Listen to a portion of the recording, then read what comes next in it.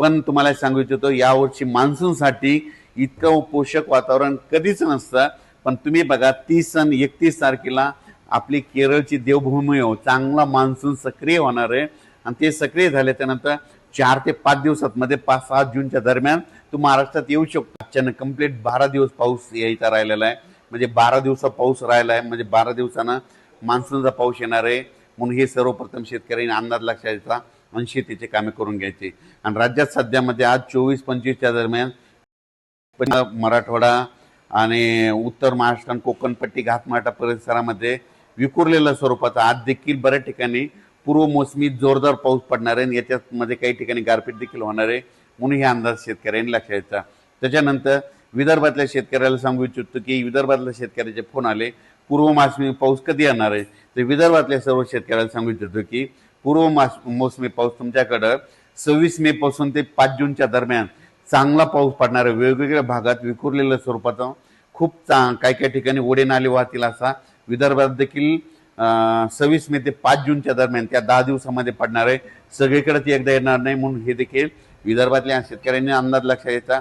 पण विदर्भातल्या शेतकऱ्याला सांगू इच्छितो की तुम्ही काय करा, शेतीचे कामे करून घ्या, शेत तयार करून घ्या, कारण की तुमची पेरणी जरा यावर्षी लवकर होण्याची चान्स आहे। कारण की यावर्षी पाऊस शॉर्टकट मार्गाने येत असल्यामुळं, मान्सून शॉर्टकट मार्गाने येत असल्यामुळे तुमच्याकडे देखील मोसमी पाऊस लवकर दाखल होणार आहे।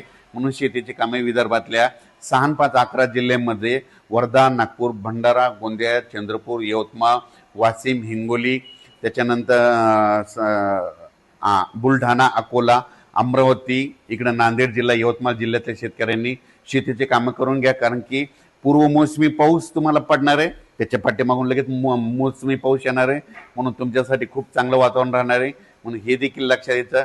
परभणी जिल्ह्यातल्या शेतकऱ्यांनी देखील शेतीची कामे करून घ्यायची, कारण की परभणी जिल्ह्यात देखील काय होणार आहे, म्हणजे काय होणार आठवड्यात देखील तुम्हाला सांगतो परभणी जिल्हा झालं, लातूर जिल्हा झालं, बीड जिल्हा झालं, धाराशिव जिल्हा झालं, ह्या पट्ट्यामध्ये काय होणार पूर्व मोसमी पाऊस काय होणार आहे अगोदर थोडा जास्त पडत असल्यामुळे काही भागामध्ये जास्त पडणार आहे।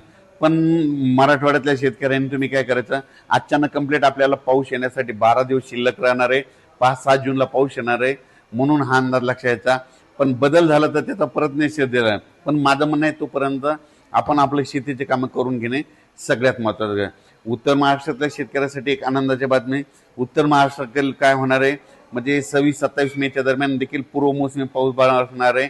आणि उत्तर महाराष्ट्रात देखील काय होणार आहे, म्हणजे 1 जूनच्या नंतर देखील बऱ्याच ठिकाणी तिकडल्या भागात देखील चांगला मान्सून पूर्व नंदुरबार जिल्हा झाला, धुळे जिल्हा झाला, जळगाव जिल्हा झाला, नाशिक जिल्ह्यामध्ये पाऊस बरसणार आहे, म्हणून हे अंदाज लक्षात यायचा।